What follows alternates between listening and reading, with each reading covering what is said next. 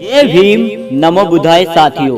दोस्तों, आज के अपने इस वीडियो में हम आपको बताने वाले हैं कि चमार क्या है और चमार कौन है और इन चमारों का इतिहास क्या है जो आप लोग नहीं जानते। तो आइए दोस्तों जान लेते हैं इसी के बारे में। दोस्तों, यह जो चमार दलित समाज है और जिन्हें नीच अछूत कहा जाता है, यह जाति कोई नीची अछूत या नीची जाति नहीं है, बल्कि यह तो सूर्यवंशी चवर वंश की क्षत्रिय जाति है जिसे राजा महाराजाओं में गिना जाता है।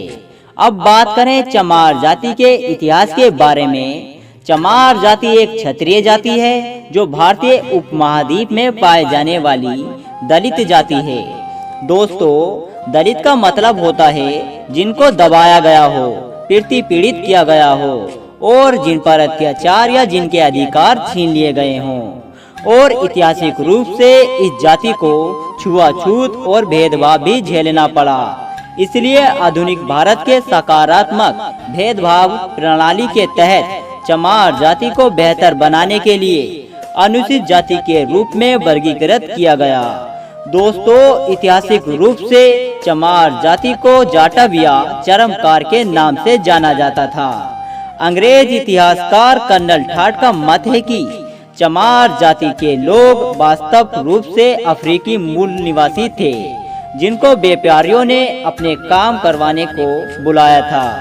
लेकिन ज्यादातर इतिहासकार इस मत से सहमत नहीं हैं और उनका कहना है कि आदिकाल से ही इस जाति के लोगों का भारतीय समाज अस्तित्व में रहा है।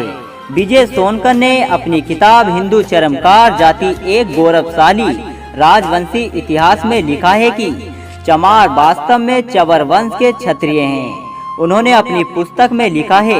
ब्रिटिश इतिहासकार जेम्स ठाड ने राजस्थान के इतिहास में चवर वंश के बारे में विस्तार से लिखा है। सोनकर ने अपनी किताब में लिखा है कि विदेशी और इस्लामी आक्रमणकारियों के आने से पहले भारत में मुस्लिम, सिख एवं दलित नहीं थे, लेकिन आंतरिक लड़ाई के कारण यह क्षत्रिय जाति से अलग होते गए और इनकी गिनती छोटी और अछूत जाति में की जाने लगी।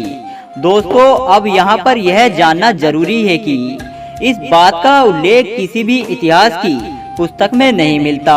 इसी के लिए एक बात का विषय यह है कि भारत और नेपाल में रहने वाले अधिकांश चमार हिंदू धर्म के अनुयायी हैं और इस जाति के लोग बौद्ध धर्म और अन्य धर्मों को भी मानते हैं। पाकिस्तान में पाए जाने वाले अधिकतर चमार इस्लाम धर्म को मानते हैं और वहां रहकर उनका काम चमड़े की वस्तुएं बनाना था। और इस जाति के कुछ लोगों ने कपड़ा बनाने के काम को भी अपना लिया था और वह अपने आप को जुलाहा चमार बताने लगे थे।